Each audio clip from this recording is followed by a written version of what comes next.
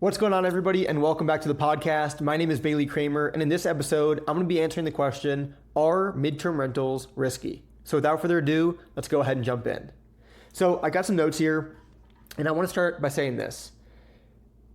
Real estate in general, whether you're doing long-term rentals, short-term rentals, midterm rentals, Section 8, you name it, every investment strategy has its own risks. Now, I've compiled 5 of the risks that pertain to midterm rentals. Some of these are exclusively risks of doing a midterm rental. Some of them are risks of just real estate in general. But just know that every single type of investment you do has a risk.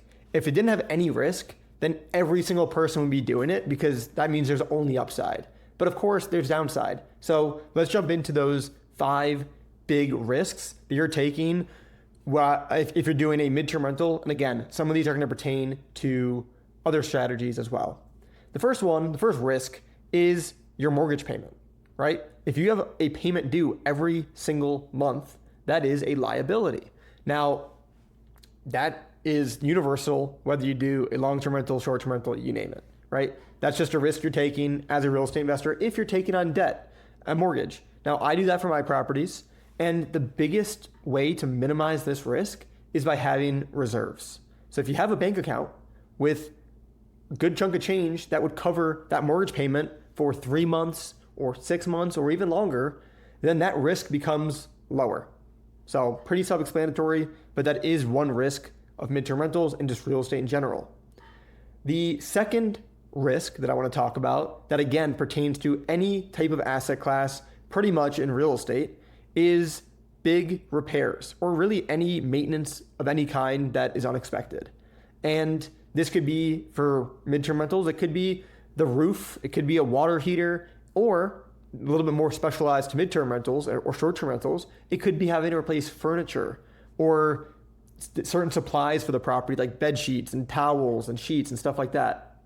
Now, again, the biggest way to combat this risk is number 1, plan for it. You have to be prepared for the unknown.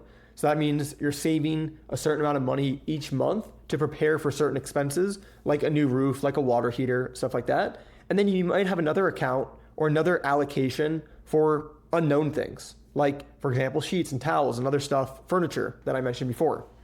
And depending on the property, that could be $50 a month, that could be $100 a month. Really just depends on the property, the amenities, stuff like that. But the big common theme for those first 2 is you need to have money in reserves, period. Okay, number 3, another one that is universal for pretty much all types of real estate is liability. This could be something happening with your guest at your property. Maybe they trip and fall. Maybe, I don't even want to talk about all the possible things that could happen to the property where they end up suing you. Now, that again is a risk of any type of real estate, any type of investing into assets like real estate. And the biggest way to protect yourself from that is number 1, you need to have insurance. So make sure you have enough insurance for your properties. It's actually something that I recently reviewed for my properties, and I increased the amount of insurance that I carry on each property to protect myself. So that's number 1, have insurance. And then number 2, there's certain things that you can do to minimize like basic things, and that's really just making sure that you're upkeeping your property. So yeah, if you don't, upkeep your property and you let it go to shambles and someone gets injured because of that, well, yeah, it's going to be your fault. But if you take really good care of your property, just because freak accidents happen doesn't mean it's necessarily your fault, but it's always good to have insurance just in case. So that is liability. Okay, now let's talk about the 4th one, which is a common question I get about risk when it comes to midterm rentals. And it's all about vacancy. It's like the scariest word out there.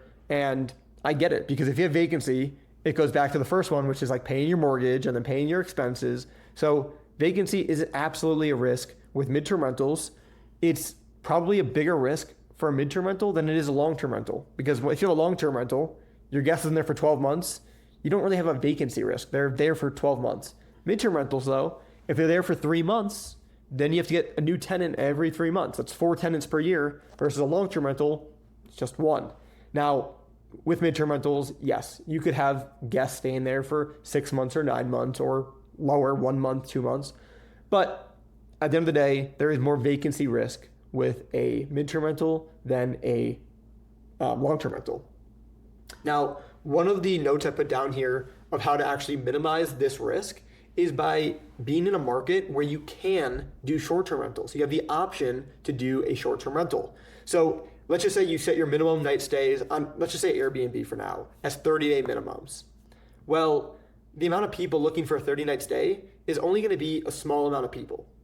But the amount of people looking for a 3-day, a 4-day, or a 5-day stay is going to be a lot better. So if your property is vacant or you have vacancies coming up, you can basically adjust your calendar settings to allow for shorter stays. That gives you a lot of flexibility if you need some cash coming in. Sometimes, depending on the market and time of year, you can get a really good nightly rate for a short-term rental.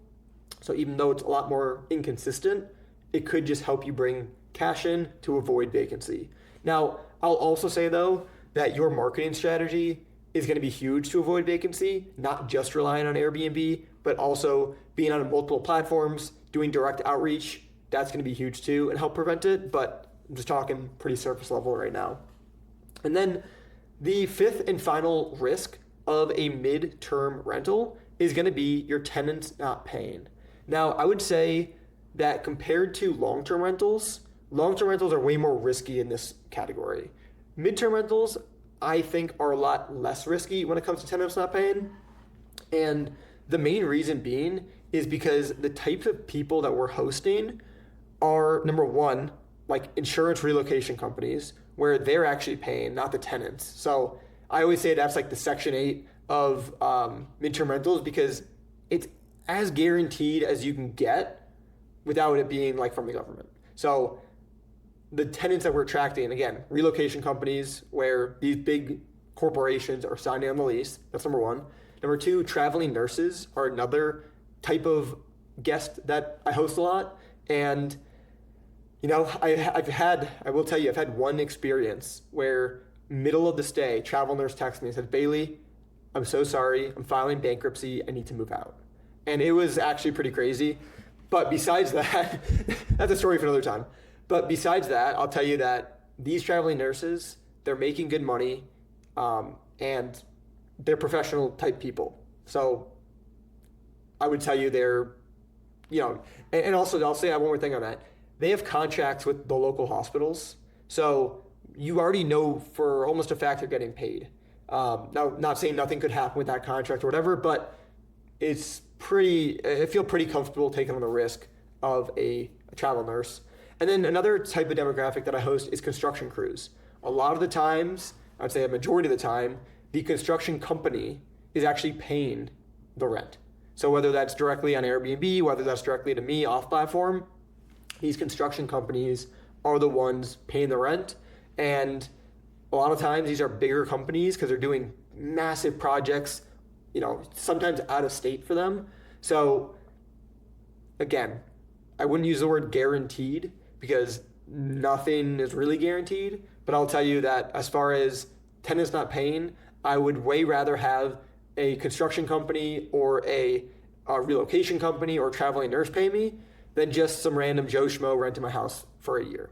So those are the 5 big quote unquote big risks you're taking when it comes to midterm rentals and just real estate investing in general. And just remember, if there wasn't any risk to any of this stuff, then everyone would be doing it, and that is just not realistic. So if you want upside, there's always going to be a downside to things.